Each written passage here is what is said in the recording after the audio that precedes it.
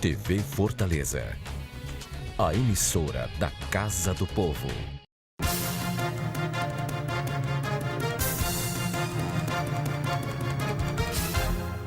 Olá, amigos telespectadores, estamos iniciando mais um programa Pela Ordem na sua TV Fortaleza, canal 61.4 e na sua TV Assembleia, canal 61.3. Agora, a partir de agora, estão colocadas todas as candidaturas com reais condições de serem eleitas. Essa semana passada, o Tribunal Superior Eleitoral definiu de forma definitiva, lá no Tribunal Superior Eleitoral, a questão da candidatura do ex-presidente Lula. Anteriormente, eu repeti aqui várias vezes que nós não tínhamos o quadro definido em relação às eleições. Por quê? Porque a candidatura do presidente Lula, você não tinha como fazer avaliação, inclusive de pesquisas que eram sondadas a todo momento no país. E a partir de agora, não. A partir de agora, quem lidera e quem acompanha, quem poderá chegar no segundo turno, será analisado com mais profundidade. E, para completar essa decisão, o próprio presidente Lula recorreu ao Supremo Tribunal Federal e o Fachin imediatamente já respondeu em relação àquela questão da ONU, que a ONU não tem poderes para alterar uma decisão da Justiça brasileira. A resposta final foi essa e a gente espera que isso seja pacificado e a gente possa chegar no dia 7 de outubro com as eleições e a democracia brasileira funcionando do jeito que ela deve funcionar. O que eu lamento é que o Partido dos Trabalhadores, que governou esse país durante 14 anos, de uma hora para outra, ele insista numa posição errada, insista numa candidatura inelegível, por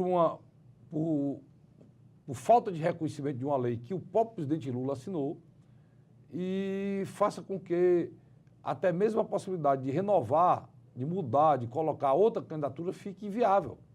Porque hoje nós estamos aproximadamente, nós estamos a menos de um mês da eleição.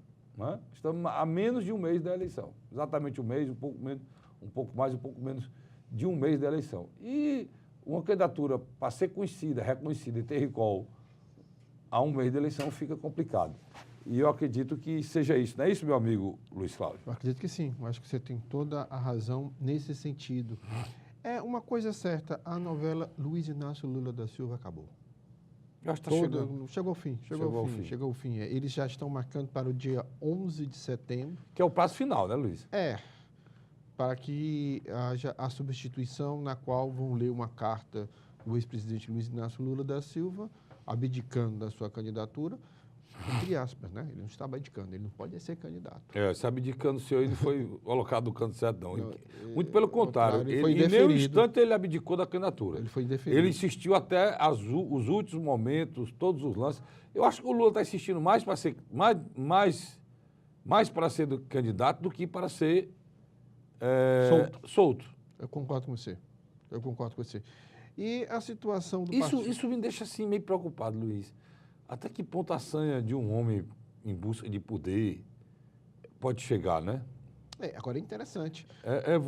O Lula está preso, a esposa dele morreu com toda essa confusão.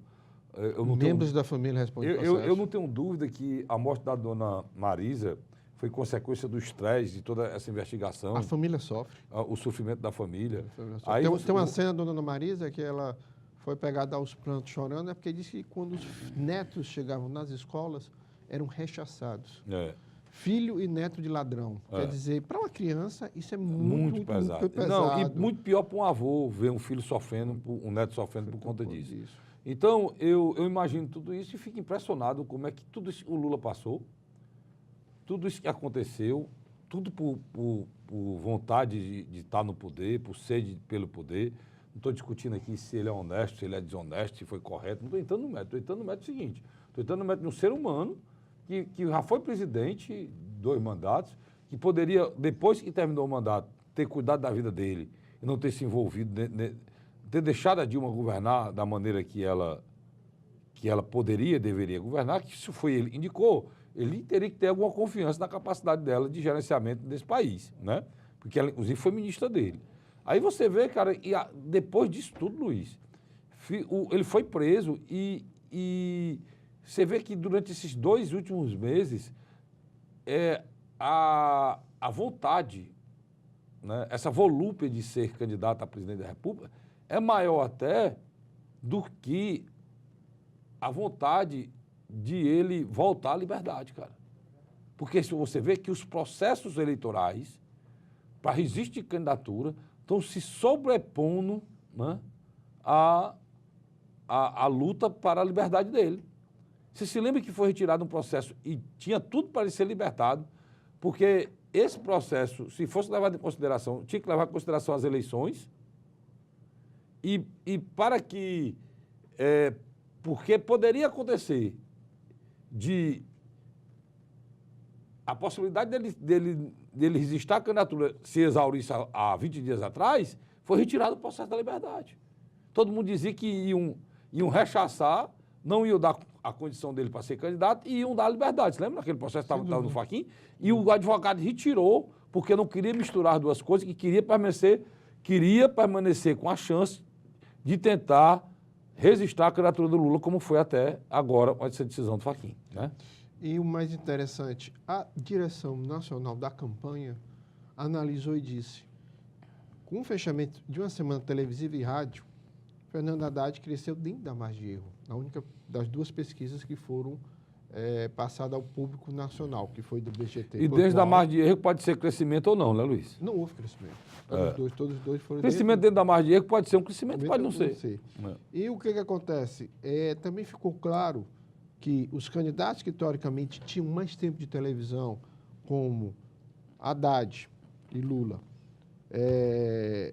o próprio Geraldo Alckmin e Henrique Meirelles, literalmente não saíram do lugar. O Meirelles mais do que qualquer um, não foi para canto nenhum, né? Saiu de 1 para 2. E nós vamos falar já, nós vamos iniciar falando logo, a gente está falando do Lula, e do Lula nós vamos emendar o Meirelles, porque o assunto do momento, por que pareça, você não vai acreditar no que eu vou dizer aqui, mas o assunto do momento é que o PMDB identificou, né? Identificou claramente que o Meirelles não tem a mínima condição, não decola, não tem como decolar, é uma candidatura exaurida e já está acenando para o Haddad. É isso, Luiz?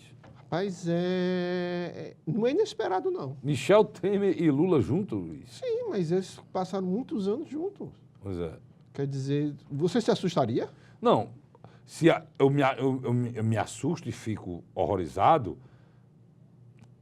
como essas pessoas que vêm cantando a história do golpe até agora vão falar. Mas você alguma vez acreditou nessa cantilina? Luiz, eu não estou discutindo. Eu estou discutindo que, a partir do momento que o PMDB retira o apoio à candidatura dele, que é o seu Meirelles, e acena para apoiar o Haddad, é o sinal claro de que o que se falou da possibilidade de existir o golpe feito pelo PMDB contra a Dilma, se houve ou se não houve, não interessa. Pode até ter havido, mas não interessa. O que interessa é que são pessoas do mesmo nível. São pessoas com o mesmo tipo de procedimento. Se fosse diferente, jamais, né? Jamais o PT aceitaria, né, um apoio do Michel Temer. O MDB está com quem aqui no Ceará? Não, perfeito, cara. Vamos devagarzinho. Alguns casos, alguns estados, perfeito. No caso do Ceará tem um caso específico, que é o Eunício. Pernambuco também tá. No caso do Ceará tem um caso específico, que o Eunício é muito ligado ao Lula. E fala muito no Lula, só que o Eunício foi um dos caras que fizeram o impeachment. Foi um dos caras, não. Ele foi o principal, né? Porque ele comandava, né? O esquema. Na época ele era líder do PMDB, né? Era líder do PMDB. E aí você sai do Eunício. Vamos para Pernambuco. Estão juntos. Se você for para Paraíba. Também estão juntos. Estão juntos. Então, a Paraíba não, Alagoas, né? Também. A Paraíba e Alagoas estão juntos. Aí você vai para o Paraná. Estão juntos. Quer dizer, você vai analisando. A história do golpe sempre foi um factoide.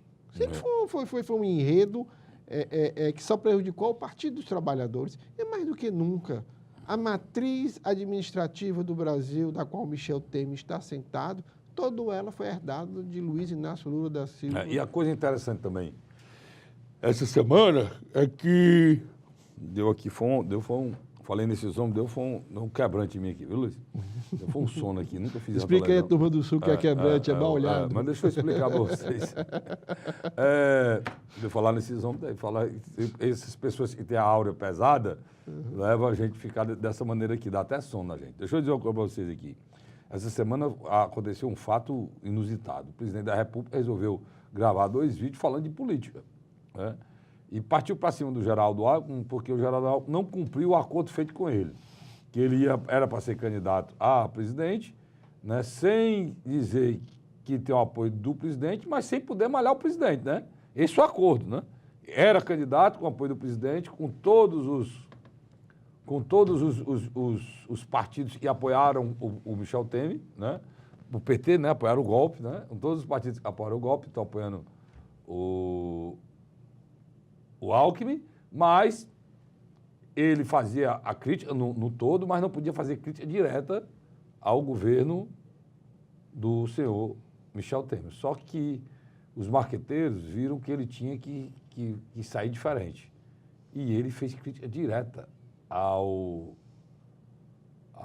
Ministério da Educação. Tem uns meninos fumando crack, né? Outros na rua e perguntam, olha o que o governo da Dilma e do Temer fez com a nossa juventude. Mostra, né? O Michel Temer não gostou não, né, Luiz? Carlos Adelico, nós fizemos um programa com a irmã nossa, na qual falamos de vários temas. O presidencial Geraldo Alckmin, quando recebeu tantas pesquisas qualitativa e quantitativa, ele tinha alguns caminhos a seguir. Primeiro, ele tinha que se distanciar de Michel Temer. Fora a sigla hoje manchada do PSDB, a aproximação do Centrão, sob ordem do Planalto de apoiá-lo, o contaminou. Aí eu tiro o chapéu para você. O que foi que você disse quando o Ciro Gomes perdeu o Centrão? Foi. A gente vem, não só eu como você, a gente vem colocando que o que colocavam como a joia da coroa ou a cereja do bolo, que seria esses partidos de centro que teriam mais tempo na televisão para ser eleito, eu fiz, inclusive, um artigo, o Luiz fez um também, que não seria necessariamente isso, não. Poderia ser até motivo para que eles dessem um tiro no pé, como a gente fala. O tiro saísse pela culatra, a gente está falando tanto em bala, tanto de tiro. Por quê? Porque o Centrão representa hoje tudo de ruim que aconteceu com esse país. E se a gente se desse processo não tivesse saído nenhum trauma, eu não entendia mais nada. E realmente aconteceu. O Alckmin tem praticamente a metade do espaço da televisão, né, Luiz? E ele, como o Luiz disse no início, saiu de 6 para... Não, de 7 para 9. De 7 para 9, ficou dentro da margem de erro. O Meirelles tem um tempo de televisão muito grande também, não cresceu 1 ponto percentual. De 1 para 2. O outro tem também não tem um tempo bom também, mas também não decolou, foi o Haddad. De 4 para 6. Com o PT.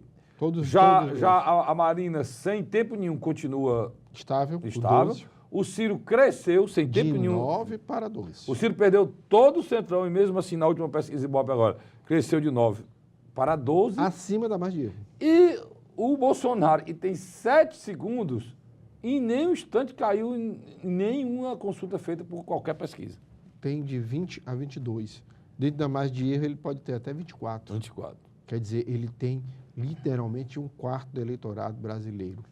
Quer dizer, isso demonstra o quê? Vale ressaltar que isso já é um cenário com Lula. E nós vamos só falar aqui, Luiz, da pesquisa, e a gente analisa a pesquisa...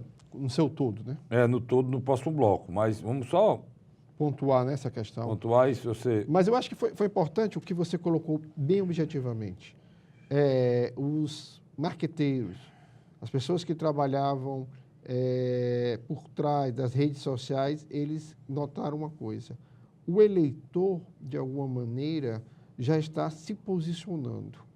Você tem um cenário interessante. A ida de um candidato ao segundo turno, mas, ao mesmo tempo, um eleitor que ainda não decidiu quem vai com ele ao segundo turno, mas que não deseja eleito no segundo turno. Porque o Bolsonaro também, quando chega no segundo turno, tem um espaço de crescimento muito limitado.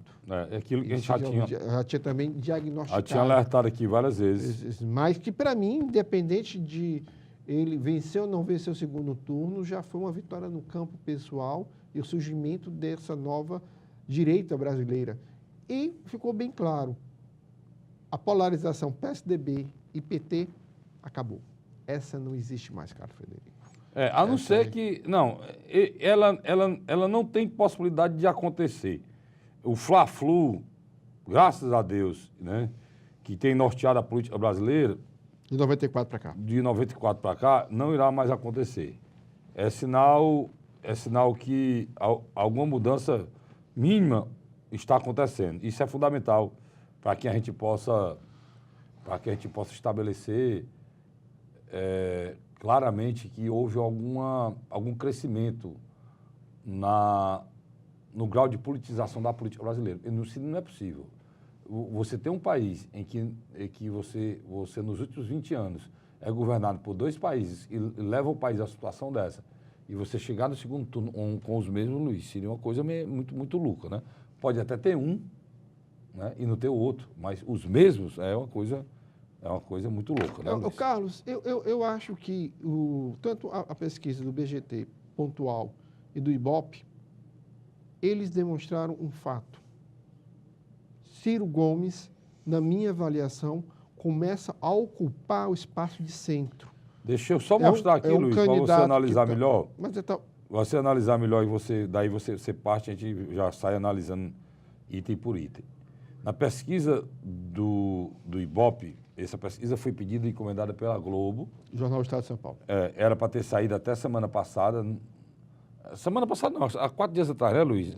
Não saiu, por causa de uma questão de nomenclatura de registro da pesquisa. De um dos cenários. A pesquisa tinha 2 cenários, um com Lula e outro sem o Lula, e como o Lula sumiu, ela fez cenário só sem o Lula. Aí tinha que ter autorização do Tribunal Superior Eleitoral pela mudança de cenário, e foi isso que aconteceu. A pesquisa saiu essa semana agora.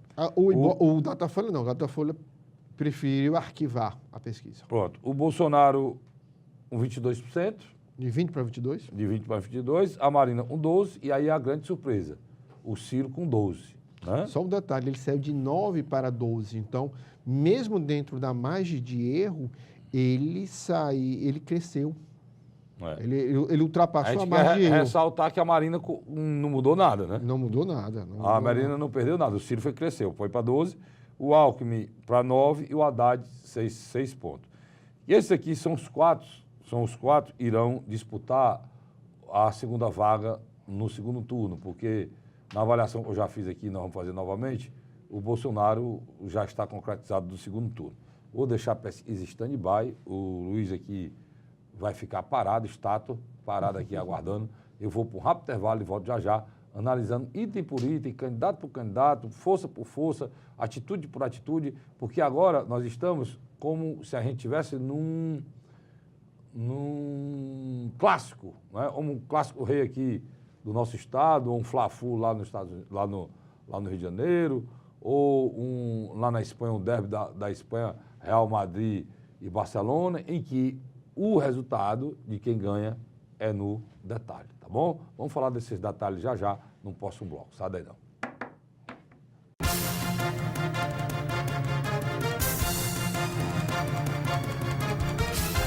Fortaleza. Bicicletar, ciclofaixas e ciclovias da Prefeitura. Exercícios mais saúde.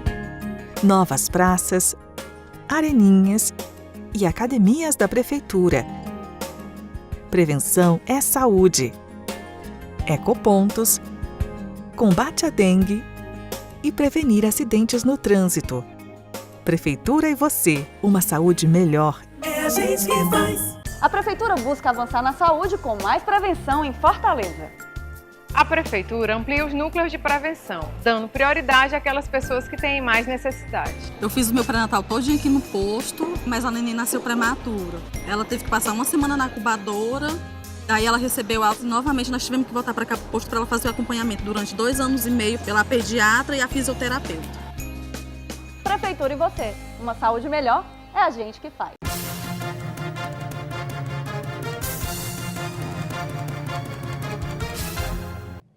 Estamos de volta com o segundo bloco do nosso programa, do seu programa, Pela Ordem, na sua TV Fortaleza, canal 61.4, e na sua TV Assembleia, canal 61.3. Eu deixei até o Luiz aqui parado, a estátua está parada até agora, para a gente falar da pesquisa do IBOP. É uma pesquisa importante, Luiz, que infelizmente até nisso a gente tem que ser monitorado. Porque as pesquisas que são levadas em consideração são as pesquisas dos antigos institutos, dos que têm tradição, do que... Passa na Globo. Do que a Globo impõe. E o resultado tem sido igual às outras que a gente já divulgava aqui, do Data Poder, né? Que a gente divulgava aqui, do IPES, mas só vale, né? Nós estamos com a deles, né? BOP e Datafolha, que tem feito muito mal esse país e já tem errado muito, todos os dois, né, Luiz? Erraram demais. Inclusive aqui no Ceará, eles deram cada gafe que terrível. Mas vamos lá. Agora, o cenário para o Geraldo Alckmin é muito difícil, né? Porque você pega candidaturas que estão no mesmo nível dele em matéria de eleitorado, de centro-direita, que se mantém ou estável ou cresceram. Você pega o Álvaro Dias, na última pesquisa, 20 de agosto, teve 3%, agora no dia 5 de setembro teve 3%. O João Amoedo teve 1% em 20 de agosto, até que você brincou, né? Porque saiu simultaneamente com o BGT pontual, na qual num ele tinha de 3 a 4 e na outra ele estava com 1. Aí você questionou uma pesquisa e a outra, mas nessa agora parece que ele está com 3 mesmo. E o Henrique Meirelles saiu de 1 para 2. Então, o que eu quero lhe chamar a atenção aqui? Aqui são 8% de um universo que, teoricamente, era um eleitorado cativo do PSDB. E o pior de tudo é o seguinte, esse eleitorado aqui, que o Luiz falou que... Porque nós temos 2 blocos, né, nessa corrida, o bloco de cima e o bloco de baixo, né? E com quase o mesmo número de candidaturas, né, Luiz? Exatamente. 5, é quase o mesmo número de candidaturas. O bloco de cima é o Bolsonaro liderando isolado com 22 pontos, a Marina e o Ciro empatado com 12, o Alckmin com 9, dentro da margem de erro empatado também a Marina e o Haddad Ciro, logo atrás. E o Haddad entre o bloco de baixo e o bloco de cima, porque o Haddad, tecnicamente, ele é empatado com o Álvaro Dias, né? Ele é empatado com o Álvaro Dias. Teoricamente, com 6 ele pode ir a 8. E esse bloco de baixo, esse bloco... Do qual nós estávamos citando. Que a gente estava falando aqui, esse bloco de baixo, ele tem uma peculiaridade, é importante a gente ressaltar, para você entender. Esse bloco mais abaixo, ele não permite que essa definição da eleição aconteça rápido. São 8% de votos. Porque são 8% de votos que estão presos nesses candidatos aí. 3 candidaturas. Se não existissem essas candidaturas, esse universo já estava se definindo para um desses candidatos que estão disputando a segunda posição, né? Então, esses candidatos embaixo, eles fazem com que essa disputa pela segunda vaga do segundo turno seja mais forte ainda. Para você poder entender o que eu estou querendo dizer, é o seguinte, a postura de cada um na busca do voto no canto certo é que vai determinar quem irá para o segundo turno. Uma coisa eu tenho que dizer com muita clareza, o Luiz vai dizer se concorda ou não, começando pelo Bolsonaro. O voto do Bolsonaro, repetindo aqui pela 1000ª vez, é um voto definido. É cristalizado. Por quê? Porque tanto na estimulada como na espontânea, ele tem índices espetaculares. Na estimulada, ele está com esses 22, e é necessário, mais do que necessário para chegar ao segundo turno, mas na espontânea, ele tem 16. O que quer dizer com isso? O alto índice dele de pesquisa na espontânea mostra que o eleitor, ele é um eleitor já definido. Eu vou usar até a palavra, isso eu guardo para você. O Bolsonaro está deixando de ser uma liderança política, está passando a ser uma liderança messiânica. Como o nome dele já tem Messias, não tem nenhum problema de dizer isso, não. É uma liderança messiânica. O nome dele é Bolsonaro, Jair Messias Bolsonaro. O que quer dizer messiânico? Está deixando de ser político e está virando uma espécie de uma maneira de vida. Está virando uma espécie de uma religião. Está ficando muito parecido com os eleitores do Lula. Você está entendendo o que eu quero dizer, né? Então, esses eleitores não voltam atrás. Qualquer coisa que atingir o Bolsonaro daqui para frente não vai mudar a posição deles e eles estão aguardando estão aguardando chegar ao segundo turno para vencer as eleições. Na cabeça deles já ganharam a eleição. Só que tem um problema. O Bolsonaro, que lidera a pesquisa, com 22 pontos isolados, é também quem lidera a rejeição. 44%. Um 44%. Eu vou já discutir isso aí depois. Mas vamos descer aqui. O Ciro, muita gente lutou e fez várias coisas durante esses 2 meses para que o Ciro não subisse. Tem a questão da xenofobia, isso mesmo, também é xenofobia. Tem uma turma de São Paulo que não tolera que mais um nordestino possa ser presidente do Brasil. Isso é sério, né? E o Ciro sofre, apesar de ter nascido lá, mas a família daqui, ele sofre essa discriminação, porque ele bate muito lá no Baronato, palavra dele, né? No Baronato Paulista. Então tinha muita gente lutando para que isso não acontecesse, para que ele não crescesse. Porque se ele crescer e não for pego de novo pelo anzol, Luiz, pela boca, ele pode chegar no segundo turno. E aconteceu, ele cresceu, encostou na Marina. Por 2 pesquisas seguidas, não foi só uma. Aquela do Pontual e agora do Ibope. Todas as 2 mostrou um crescimento sólido do Ciro e foi o maior depois da saída do Lula. O que é que o Ciro está fazendo para esse crescimento? O Ciro está batendo... Em alguns temas chaves. Está batendo na justiça brasileira. No mercado financeiro. Não, mas primeiro ele está batendo na justiça brasileira em defesa da liberdade e da possibilidade do Lula ser candidato, colocando que a justiça brasileira julga o processo de maneira errada, porque a justiça brasileira ela segue o modelo romano, e no modelo romano, para a pessoa ser presa, a pessoa tem que haver prova, não se prende ninguém com subterfúgio ou com suposições ou pelo conjunto da obra, e ele fez um paralelo com a justiça anglo-saxônica, que já diferente da justiça romana, se prende pelo conjunto da obra e faz avaliação do que foi feito de errado e toma decisão que pode ser preso. Aqui no Brasil, não. Tem que ter o fato, tem que ter a prova documental nos autos para que exerça uma função. E esse movimento dele, Luiz, e foi feito de uma forma muito, muito forte, né? Está surtindo efeito, né? Eu acho que sim. Está surtindo efeito porque sim. As pessoas que gostam do Lula estão vendo no Ciro o cara para enfrentar o erro da justiça e o cara com possibilidade de enfrentar o Bolsonaro, aí já entrando no segundo turno, e depois a gente vai para os outros. Já existe um sentimento na sociedade pró-Bolsonaro, mas também já começa a se alimentar um sentimento anti-Messias Bolsonaro, que já está em busca do seu candidato para derrotá-lo. Ponto. Esse sentimento aí, que é a favor do Lula, que vê o Lula como vítima, esses eleitores, e vê o Lula como vítima a favor do Lula, e é contra o Bolsonaro, literalmente contra o Bolsonaro, porque eles não são contra o PMDB, a gente já falou nisso aqui, que não são. São contra o Michel, eles são contra o Bolsonaro. Esse eleitor aí, que liderava a pesquisa no Brasil, ele está tomando posição, parece o Ciro é o maior beneficiário. É isso? É sim. Você pega, por exemplo, do Banco Pontual. O Ciro tinha 5%, foi para 11%, Carlos Frederico. Teve um crescimento de 6%, ultrapassando... Mais do dobro, né? Ultrapassando Marina Silva. Na pesquisa do Pontual. Quando você vai para a pesquisa do Ibope, ele sai de 9% para 12%. A Marina se mantém nos 12%, mas com viés de queda. É uma estabilidade, mas demonstrando que é um viés de queda. Está entendendo?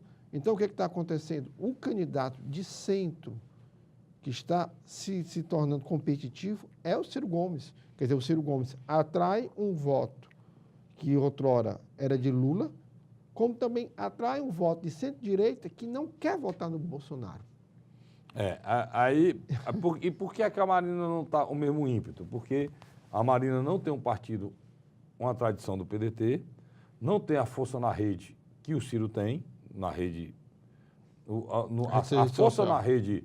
As redes sociais do Ciro não dá nem para comparar com o Bolsonaro. O Bolsonaro é 100 vezes maior do que o Ciro nas redes sociais.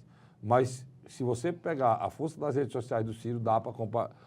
A mesma coisa não dá para comparar com a Marina. E nem com o Alckmin, Geraldo Alckmin. Com a Marina, nem com o Geraldo Alckmin. Então, dos candidatos que tem aí, o único que tem força nas redes sociais para combater esse processo pesado do Geraldo Alckmin é o Ciro.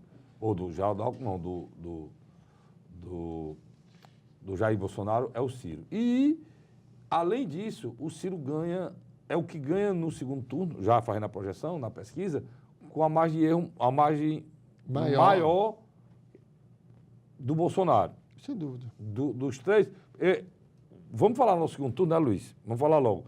Nessa pesquisa, foi feita a projeção para o segundo turno. O Ciro ganha do Bolsonaro no segundo turno a margem maior. 44-33. O Geraldo Alckmin ganha. Uma margem bem menor. Um pouco menor. A própria Marina. A Marina ganha também, uma margem boa. Mas tem um candidato que não ganha. Ele fica empatado. É o Fernando Haddad. É o Haddad. Aí é que aumenta ainda a tragédia para o PT.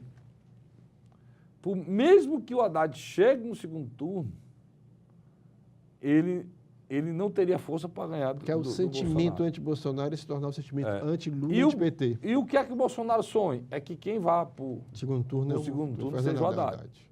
Política é um negócio complicado, pessoal. É um jogo... E, por exemplo, o Ciro desprezou o eleitor do Bolsonaro. O Ciro não quer o eleitor do Bolsonaro. E, por sinal, ficou muito pesado hoje entre o eleitor do Bolsonaro e o Ciro, porque o Ciro está atacando mesmo, né? No âmago do pensamento do eleitor do Bolsonaro. O Ciro está indo para cima mesmo. Isso por quê? Porque o eleitor que o Ciro precisa é o eleitor que está indeciso, porque a candidatura do Lula sumiu.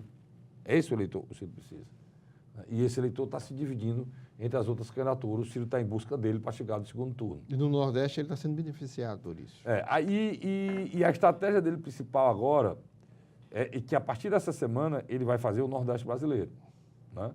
Justamente para se solidificar e se identificar, né, com a causa nordestina, que é muito nobre e que ela é muito pesada, porque o nordestino é discriminado mesmo, em todas as formas. E se der certo essa viagem do Ciro, Luiz, eu acho que a tendência é crescer mais, ou não? Sim. Eu acho que, indiscutivelmente, o presidenciável Ciro Ferreira Gomes, ele conseguiu, na minha avaliação, se estabilizar e se viabilizar. Preste atenção.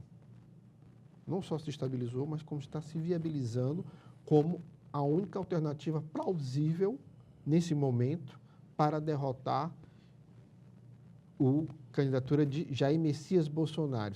E um detalhe, ele tem uma linguagem clara e objetiva ao eleitor, coisa que Marina Silva não tem e Geraldo Alckmin, infelizmente, não consegue se explicar de alguns percalços da sua última administração no estado de São Paulo e algumas pessoas que o cercam, tanto do PSDB de São Paulo como também do PSDB nacional. Isso tem dificultado muito. Então, o que eu acredito? Se dentro de 15 dias Ciro não só crescer e se aproximar de Bolsonaro, literalmente a gente vai ter a antecipação em alguns aspectos do segundo turno. Um eleitor brasileiro que poderá se dividir, favorável a uma candidatura que derrote Jair Bolsonaro ou uma candidatura pró-Jair Bolsonaro. Só que no meio do caminho havia uma pedra, né? O que o Luiz está querendo dizer é que há a possibilidade daí para frente de haver uma polarização. Né? E seria salutar para a democracia em termos geral, seria porque definitivamente a gente enterraria a história do Lula. Porque se o Fernando Haddad crescer, embaralhar ainda mais essa disputa para a segunda vaga do segundo turno, ele só vai favorecer, na minha avaliação, a candidatura de Jair Messias Bolsonaro. Você acha que... O Bolsonaro sonha que seja Fernando Haddad.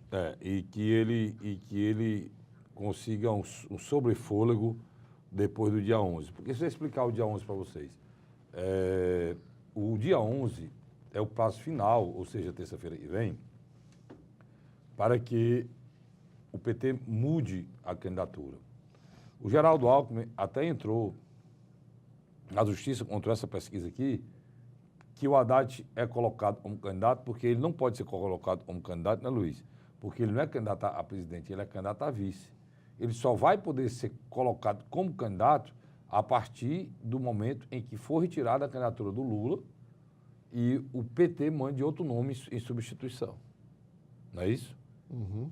O caminho é esse mesmo, a discussão é essa, simples e objetiva. O que acontece? Sai Lula, entra Fernando Haddad, no lugar de Fernando Haddad entra a deputada comunista Manuela Dávila. Quer dizer, era um jogo de carta marcada, onde nós sabíamos que ia acontecer, só que tem um detalhe, o eleitor não está à espera do desejo do Lula, não. Nem o cara que vota no Lula, obrigatoriamente vai seguir a orientação do mesmo, não. Por quê? Porque Fernando Haddad lembra quem? Dilma Rousseff. Existe, a história do poste, né? É um poste, só que... Existe, Luiz,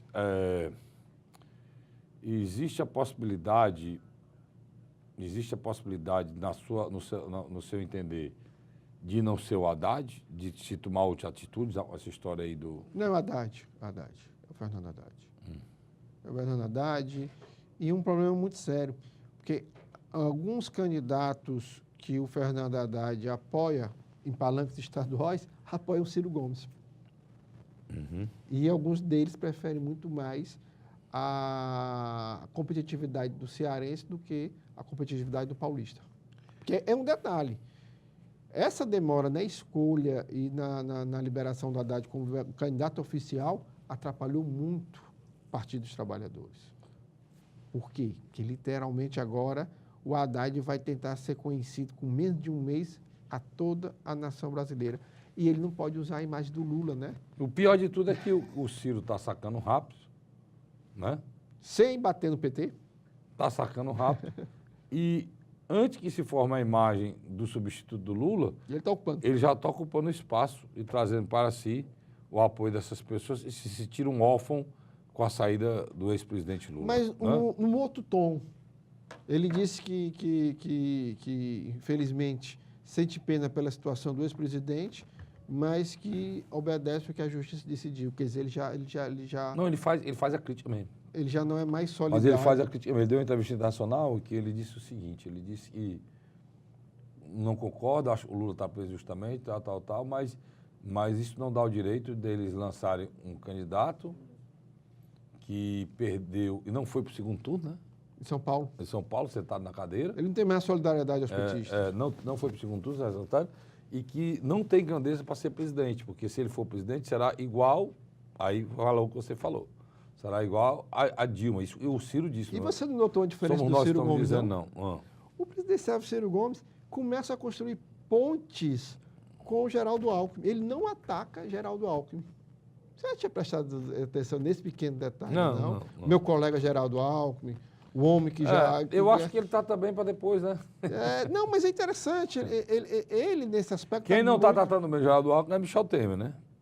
Porque o que o Michel Temer disse essa semana, e criticou, lembrou a ele que o candidato, o ministro da Educação que ele criticou, era um partido que apoiava ele, era do partido, era uma das figuras centrais, né, do partido, que era o ex lá da Bahia, né? O ex-ministro da Bahia. Não, Pernambuco. De Pernambuco, o nome dele, Luiz? O que é candidato ao Senado. Candidato ao Senado.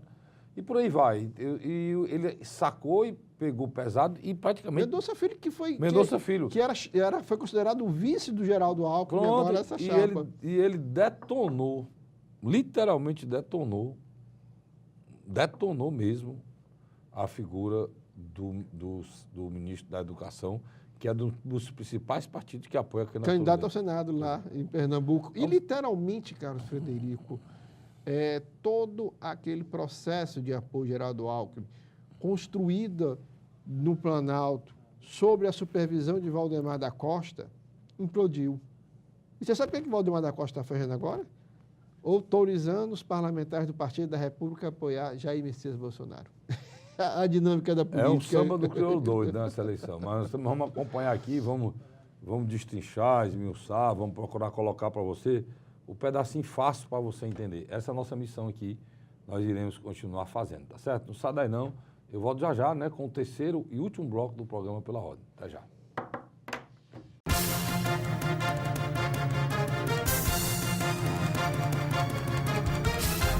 Fortaleza, terra de gente forte, que sabe vencer, que chega junto, determinada e acolhedora. Gente que inova, com a sua alegria e o seu calor.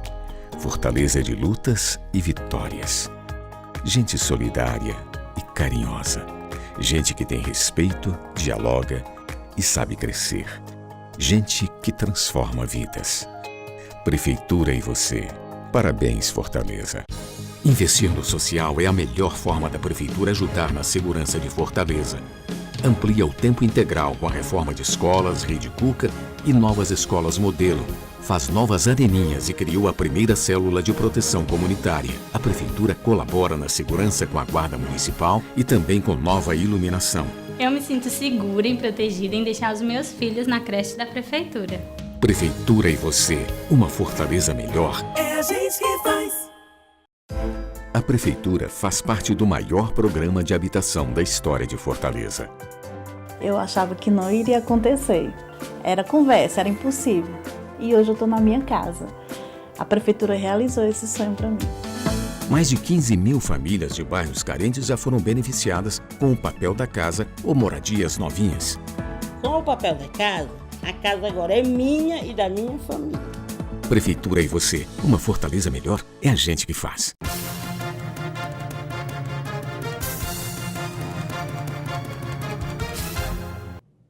Estamos de volta com o terceiro e último bloco do seu programa, do meu programa, do nosso programa, pela ordem, na sua TV Fortaleza, canal 61.4, e na sua TV Assembleia, canal 61.3. Aqui, durante o meu programa, como eu gravo semanalmente, sempre entre um intervalo e outro, enquanto vocês estão vendo as propagandas institucionais, tanto da Assembleia como da TV Fortaleza, eu procuro sempre me atualizar entre um bloco e outro. E antes do terceiro bloco, eu me atualizei aqui com uma notícia muito ruim para a nossa democracia, e foi um atentado contra Jair Messias Bolsonaro. Esse atentado aconteceu em Minas Gerais, né? Exatamente. Luiz. Mais ou menos perto do final, entre as 15 horas e 16 horas. E os veículos de comunicações, enquanto eu e Carlinhos estávamos gravando, estavam notificando. A informação mais completa que eu peguei até agora... teria sido esfaqueado, né? Foi o Estado de Minas, pelo jornal do Estado de Minas. Inclusive já prenderam as pessoas. Já prenderam um dos suspeitos. Um dos suspeitos. Uma pessoa foi presa. Isso é uma coisa muito ruim. A gente estava falando aqui justamente da disputa eleitoral. Eu sempre me preocupei muito, às vezes até eu pensei em discutir aqui, não falei, porque nós vivemos no estado, foram mortas no nosso país, em 2017, Luiz, 63 mil pessoas assassinadas. Então, nós vivemos num país muito violento. A gente pode lhe garantir que é o país mais violento do mundo. Porque os países... Na Síria morreu 63 mil pessoas em 2017. Mas 63 mil pessoas que morreram em 2017 é num país que está em guerra, com bomba, com explosão, com metralhadora na rua. Aqui não tem guerra. Aqui tem uma guerra civil em andamento do crime organizado contra o cidadão de bem. E o Jair Messias Bolsonaro é a pessoa que fala mais forte no enfrentamento desse crime organizado, né, Luiz? E aí é uma das vertentes do pensamento, será esse. O outro também pode ser questão política. Ninguém pode descartar nada, né? O Carlos Frederico... O fato é que ele era muito exposto, Luiz. Sem dúvida. Quando o telespectador nos assistir pela manhã na TV Assembleia e à noite pela TV Fortaleza, nesse domingo, e durante a semana esse mesmo programa também é reproduzido em alguns canais fechados, o que vai acontecer? A dimensão desse esfaqueamento será outra. Provavelmente vai se ter a verdadeiro motivo. Se era uma pessoa simplesmente... Talvez não. Uma pessoa simplesmente numa ação individual... Para identificar isso aí como uma ação orquestrada, tudo vai demorar muito. Vai demorar, sem dúvida. Talvez termine a apuração depois da eleição. Mas que, sem dúvida, vai influenciar no pleito eleitoral? Vai. Mas é importante a gente mostrar que não é fácil a história do processo eleitoral no Brasil. E muitas vezes, onde eu alerto aqui algumas coisas que acontecem de forma estranha, as pessoas querem encobrir. Tem coisas que eu não engulo no processo eleitoral brasileiro. E próximo ao processo eleitoral brasileiro. Uma morte do Fachin, ou a morte do Fachin não, a morte do Teresa Vasquez, como a morte do Tancredo Neves. A gente viu o Tancredo Neves ser eleito presidente e pôr a missa, se botar uma dor na barriga e ir para um hospital e de lá não sair mais. Tancredo Neves. Né? Que era o nosso presidente eleito por um colégio eleitoral. Indireto, mas que teve a força do povo brasileiro nas ruas, e isso foi retirado. Desaparecimento de Ulisses Guimarães. O vice que assumiu era justamente um dissidente do processo de ditadura militar, que era o Sarney. e foi beneficiado com a morte do Tancredo, o desaparecimento do Ulisses Guimarães. O corpo nunca foi achado. O corpo não foi achado, o helicóptero caiu. E essas coisas, a gente que acompanha isso mais perto e sabe tudo que tem por trás desse jogo de poder asqueroso que a gente vive no nosso país hoje, a palavra correta é essa, você viu que esse período agora, Luiz, a gente viveu uma verdadeira máfia. O que foi mostrado para o povo brasileiro, que a política brasileira era uma verdadeira máfia, né, Luiz? Não é? Sem dúvida, sem dúvida. E o que está me preocupando, Carlos Frederico, é que você tem um eleitorado do Bolsonaro que tem uma parte que é moderada, mas tem uma parte radicalizada. Justamente, isso é que é o problema. Isso é uma parte radicalizada. Eu falei aqui no início do programa que o Jair Messias Bolsonaro tinha quase os seguidores messiânicos. Tem. Ou seja, que é o Messias. A palavra Messias, para quem está assim, ele tem o Messias no nome, são pessoas ungidas por Deus para liderar. São semideuses na Terra. Né? O Messias, o meu Messias é Jesus Cristo, né? Eu sou cristão. Já existem outras religiões e o Messias deles foi Buda, né? Outras e outras. O meu Messias é Jesus Cristo. Então, eu sigo Jesus. Porque eu sou cristão, o Luiz também. Agora, a figura messiânica, ela existe também na política. E quando estabelece essa relação de admiração, vou lhe dizer como chama o Bolsonaro, Luiz, nas redes sociais. Não, é o mito. O mito, né? Então, o mito, se já é o mito, é porque ele não é mais o candidato, ele é um mito. O mito, ninguém questiona. O mito, ninguém contradiz. O mito, ninguém deixa de fazer suas vontades. Todo mundo obedece cegamente o que ele faz. E essa atitude contra o Bolsonaro é muito perigosa, muito bem colocada para a democracia brasileira, porque boa parte do eleitor do Bolsonaro é um eleitor inconformado com o que foi feito no país durante esses anos e um eleitor que acha que a violência pode resolver alguma coisa, né, Luiz? Indiscutivelmente, é paradoxal. Um homem que falava em resolver a questão da violência, reaparelhando o Estado para que o Estado combatesse os indivíduos que estavam fora da lei, foi atingido por uma pessoa que, teoricamente, sem dúvida, é um fora da lei. É vítima desse processo. Não, esse é fora da lei de qualquer jeito. Fora da lei. E é um dos piores, porque se você interromper abruptamente um processo eleitoral de um país e vem passando tudo que a gente vem passando. Eu tenho cobrado aqui, o Luiz, tanto desse programa e outros, eu participo na Rádio Cidade AM 860 e também o que a gente grava na TV Mais, que sai na Multiplay na NET, a gente vem cobrando nos blogs, eu participo, no nosso grupo de WhatsApp, a gente vem cobrando da imprensa, vem cortando na cara de cobrando da imprensa, mais seriedade nas discussões do nosso problema, mais seriedade na avaliação do processo eleitoral brasileiro, que a chance que nós temos de tentar melhorar a vida de muita gente que vive um sofrimento interminável. Nós temos 14 milhões de desempregados, nós temos 35 milhões de pessoas sem trabalhar, nós temos 65 milhões de pessoas com nome sujo, nós temos 30 milhões de brasileiros na pobreza, na miséria, na rua. São dados estarrecedores, Luiz, né? E só a democracia pode restabelecer se o povo brasileiro souber encaminhar e aceitar o nosso processo em busca de uma candidatura que realmente queira colocar na gestão os anseios da população brasileira. Eu perdi até o rebolado do que eu ia falar aqui, porque pegou a gente de surpresa. De acordo com o filho do Bolsonaro, o ferimento foi superficial e o candidato do PSL passa bem. Não importa. O agressor foi detido, segundo a Polícia Federal. Não importa, Luiz, a gravidade do ferimento. Não, mas ainda bem. Eu já sabia. Né? O que é importante a gente colocar aqui é que esse tipo de coisa não pode acontecer. Não deve acontecer. Não deve acontecer. A gente que sabe o que a gente passou para restabelecer um processo democrático no Brasil, isso não deve acontecer. Agora, eu acho também que um candidato a presidente da República deveria ter mais preocupação, né, Luiz? Com certeza. Carlos, aproveitar esse momento, eu quero me solidarizar à família do Bolsonaro. Por quê? A gente que defende a democracia, a gente às vezes até não pode nem concordar com o conteúdo de discurso de determinadas pessoas, mas a gente luta para que atos como esse não aconteçam. A gente lutou, Luiz, para que todos digam o que querem. Exatamente. A gente lutou para que todos digam o que queiram falar. cara coloca o que se tem 22% da população brasileira, que esse discurso do Bolsonaro é o certo, cara. E a democracia, assim, deve ser respeitada. Deve ser respeitada. Deve ser respeitada. Como tem 35% da população brasileira que acha que o Lula deveria ter voltado para a eleição. Infelizmente, ele foi preso, não pôde concorrer. Mas, e para mim, o certo seria que ele tivesse concorrido e a população brasileira tivesse dito para ele, presidente, o senhor chegou aqui com 35. Mas pelo que o senhor fez no passado, pelo que o senhor fez de errado, e a justiça aprovou o que o senhor fez, o senhor não pode continuar. Ele perderia, 35% votava, e o resto que não aceitava que um candidato, um ex-presidente que tenha sido condenado, possa ter votado, dizia não. Mas o correto para mim, sempre disse isso, você sabe disso, era que ele concorresse, porque aí você estabelece o processo democrático e a escolha do cidadão brasileiro se efetua. Eu concordo com você. Tudo que você fala aí, eu não tiro uma vírgula. E eu espero que os seguidores do Bolsonaro não tentem radicalizar.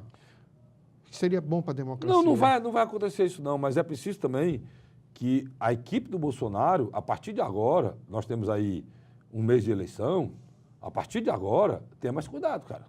Tenha mais cuidado. Eu tenho visto todas as cenas que eu vejo, o Bolsonaro vem, para ele chegar no carro de som, ele vem no meio da multidão. Né? Não, certo, é certo. Agora, você tem que ter pessoas próximas que na hora que sentir um movimento estranho, né, Luiz? Por que é que esfaqueia? Não é correto. Eu concordo, eu vou discordar de você, não é correto. Ele não pode mais fazer esses atos, não. Ele Mas é uma por que, Cacique, o Bolsonaro? Porque o Bolsonaro bate de frente com o crime organizado. Não é, Luiz? Ou tô errado? Não, e fora isso, ele tem setores, até mesmo dentro da política, que o odeiam. Isso é verdade também. O Bolsonaro é aquele cara seguinte, ou você ama... Ou odeia. Odeia, né? Ele não tem meu termo. Mas você vê como uma eleição é uma coisa muito rica. A gente está conseguindo aqui, falando aqui da história do Bolsonaro, definir uma coisa nova que surgiu Ele não é um candidato novo, ele tem 7 mandatos, mas é uma coisa nova que surgiu na eleição presidencial. Uhum. Nós estamos dizendo como é que surgiu, por que surgiu, como surgiu. A gente já identificou que ele é fruto de uma histeria pública, né? Sempre de uma histeria de mudança, né? E isso é importante. Agora virou vítima de uma outra histeria, né? Vamos ver se esse episódio também, Luiz, não pode ser usado politicamente. Deverá ser também, não tem como você também para vitimizar o Bolsonaro, né? Nós temos que ver isso também e ter a preocupação, isso porque pode ter gente achando também que pode ter sido armação, ou tem gente que fala tudo, né? E como nós não temos como provar uma cor nem outra, a gente tem que lamentar profundamente isso ter ocorrido e pedir a Deus que ele saia dessa situação o mais rápido possível, volte à sua campanha eleitoral, para que ele faça todo o processo eleitoral e possa chegar no dia 7 de outubro, a sua candidatura em pé, representando boa parte do eleitorado brasileiro, né? Sem dúvida. Mais alguma coisa, Luiz? Não, eu acho que vamos torcer pela recuperação do mesmo e que os ânimos fiquem a menos, né? Que as pessoas não radicalizem, tanto os que são favoráveis a Bolsonaro e os que são contra. Porque a gente já vive uma tendência de polarização na política brasileira, e uma polarização negativa, né, Carlos Frederico? Não de troca de ideias, mas literalmente de troca de ofensas, de tentar manchar a reputação um dos outros. Quer dizer, isso é muito ruim, isso não é salutar. Esse fla-flu que a gente vive, ele está prejudicando a população brasileira toda. Nós, hoje, não somos mais reconhecidos como uma população alegre, ordeira, pacífica, como a gente era antes, não. O brasileiro hoje está raivoso, está intransigente, está chato, né? E, como o Luiz está dizendo, isso não é bom para o nosso país, né? Alguém fez isso e é preciso parar com isso, né? Não existe eu e eles. Não existe isso. Existe uma população inteira que está dentro de um barco e ou ela se quebra ou ela se salva, né? A gente tem que ter esse entendimento. Agradecer a você, Luiz. Obrigado, irmão. Eu que lhe agradeço, pela vinda aqui mais uma vez. E eu agradeço vocês, assinantes, pelo carinho, pela audiência. E eu prometo você, se Deus quiser, eu estarei aqui na próxima semana. Tá bom? Até lá. Muito obrigado. Até a próxima semana.